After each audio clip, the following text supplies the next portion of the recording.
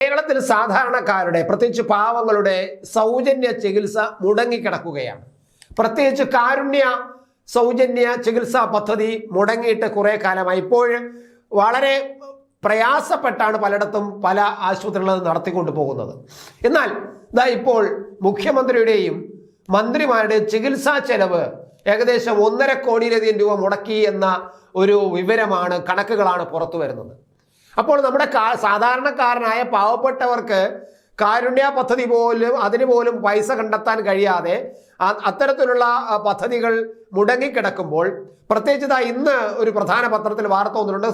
നമ്മുടെ മെഡിക്കൽ കോളേജിലെ എമർജൻസി വിഭാഗം, അത്യാഹിത വിഭാഗത്തിലെ എമർജൻസി വിഭാഗം പദ്ധതി താളം തട്ടിയിരിക്കുന്നു, തകർന്നിരിക്കുന്നു.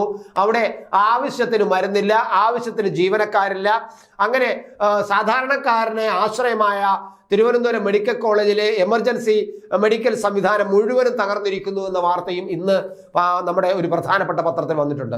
അതേ ദിവസം തന്നെയാണ് മുഖ്യമന്ത്രിമാരുടെയും മന്ത്രിമാരുടെയും ചികിത്സയ്ക്ക് വേണ്ടി സർക്കാർ കോടികൾ മുടക്കിയെന്നും അതേ സമയം തന്നെയാണ് നമ്മൾ വായിക്കുന്നത് സാധാരണക്കാരൻ്റെ കാരുണ്യ പദ്ധതി നിലച്ചിരിക്കുന്നുവെന്നും പല സ്വകാര്യ ആശുപത്രികളും കാരുണ്യ പദ്ധതിയിൽ ഇപ്പോൾ ആൾക്കാരെ എടുക്കുന്നില്ല, എടുത്തു തന്നാൽ അവർ ചികിത്സിച്ചതിൻ്റെ കാശ് കിട്ടുന്നില്ല എന്നുള്ള വാർത്തകളും നമ്മൾ വരുന്നത്. എന്തായാലും നമുക്ക് ഇപ്പോൾ മന്ത്രിമാർ ചികിത്സിച്ചതിൻ്റെ ചികിത്സാ ചെലവ് ഖജനാവിൽ നിന്നും എത്ര രൂപ പൊട്ടിച്ചു എന്ന് നമുക്കിപ്പോൾ കാണാം. സാമ്പത്തിക പ്രതിസന്ധി അതിരൂക്ഷമാകുന്നതിനിടെയാണ് വിവരാകാശ രേഖ പുറത്തു വന്നിരിക്കുന്നത്. ഒരു വിവരാകാശ രേഖ വഴിയാണ് ഇപ്പോൾ മന്ത്രിമാർക്ക് വേണ്ടി എത്ര രൂപ പൊട്ടിച്ചു എന്നുള്ളത് ഖജനാവിൽ നിന്നും എടുത്ത് പൊട്ടിച്ചു നമുക്ക് കാണുന്നത്. കുടുംബാംഗങ്ങളുടെ, അതായത് മന്ത്രിമാരുടെ കുടുംബാംഗങ്ങളുടെ ചികിത്സാ ചെലവ് ഉൾപ്പെടെ ജൂലൈ മാസം വരെ, ഈ കഴിഞ്ഞ ജൂലൈ മാസം വരെ, ഓണക്കാലത്തിന് മുമ്പ് ആഗസ്റ്റ് ജൂലൈ മാസം വരെയുള്ള കണക്കാണ് ഞാനിപ്പോൾ നിങ്ങളുടെ മുന്നിൽ പറയുന്നത്. ഇപ്പോൾ പുറത്തു വന്നിരിക്കുന്ന വിവരാകാശ രേഖ അനുസരിച്ച് പുറത്തു വന്നിരിക്കുന്നതാണ് 1.52 കോടി രൂപയാണ് മന്ത്രിമാർ ചെലവഴിച്ചത് വളരെ 5-6 മാസത്തേക്ക്. പട്ടികയിൽ എല്ലാ തവണത്തെയും പോലെ മുഖ്യമന്ത്രിയാണ് മുൻപന്തിയിൽ. സ്വാഭാവികമാണ്, മുഖ്യമന്ത്രി തന്നെയാണ് ഇതിന് ഈ ചികിത്സയ്ക്ക് വേണ്ടിയും ആവശ്യം പോലെ പണം മുടക്കിയിരിക്കുന്നത്, കൂടുതൽ പണം മുടക്കിയിരിക്കുന്നത്. കാരണം അദ്ദേഹത്തിന് നമുക്ക് നിലനിർത്തേണ്ട ആവശ്യമാണ്. കാരണം കേരളത്തിനെ വളരെ വിവാദമില്ലാത്ത ഒരു നല്ല പദ്ധതികളെ കൊണ്ടുവന്ന് കേരളത്തിന് ആവശ്യമായിട്ടുള്ള ഗുണഗണങ്ങൾ ചെയ്തുകൊണ്ട് കേരളത്തെ വളരെ കഷ്ടപ്പെട്ട് നയിക്കുന്ന ഒരു മുഖ്യമന്ത്രിയാണ്. യാതൊരു പ്രശ്നങ്ങളുമില്ല, യാതൊരു വിവാദങ്ങളുമില്ല, യാതൊരു ബുദ്ധിമുട്ടുകളും ജനങ്ങൾക്കില്ല. സാധനങ്ങൾക്ക് വില വളരെ കുറവാണ്. ആശുപത്രികളിലെല്ലാം എപ്പോഴും നല്ല ചികിത്സ കിട്ടുന്നുണ്ട്. എന്നാൽ പിന്നെ ഈ മുഖ്യമന്ത്രിക്ക് വേണ്ടി നമ്മൾ കുറെ പണം മുടക്കിയാൽ എന്ത് എന്നതായിരിക്കും. പക്ഷെ അങ്ങനെയാണോ? ശരി, നിങ്ങൾ തന്നെ തീരുമാനിക്കുക. എന്തായാലും ഈ മുഖ്യമന്ത്രിക്ക് വേണ്ടിയിട്ടാണ് ഏറ്റവും കൂടുതൽ ചിലവാക്കിയിരിക്കുന്നത്.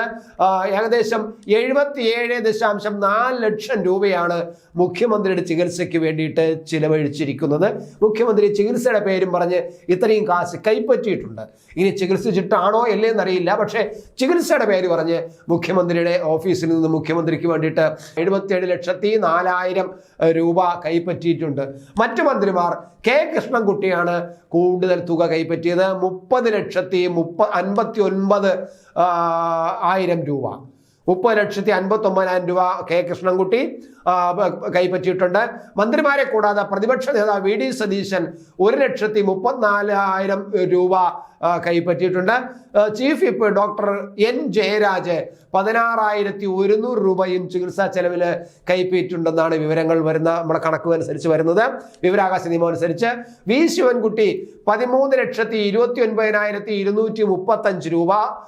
എം വി ഗോവിന്ദൻ പാർട്ടി സെക്രട്ടറിയാണ്, MLA ആണ്. MLA എന്നുള്ള നിലയിൽ ചികിത്സാ ആനുകൂല്യം നേടിയെടുക്കാനുള്ള ഒരു അവകാശമുണ്ട്. അങ്ങനെ M V Govindan party secretary, CPM-ന്റെ പാർട്ടി സെക്രട്ടറിയെ പോറ്റാൻ വേണ്ടിയിട്ട് നമ്മുടെ ഖജനാവിൽ നിന്നും 2,22,256 രൂപ ചെലവാക്കിയിട്ടുണ്ട്.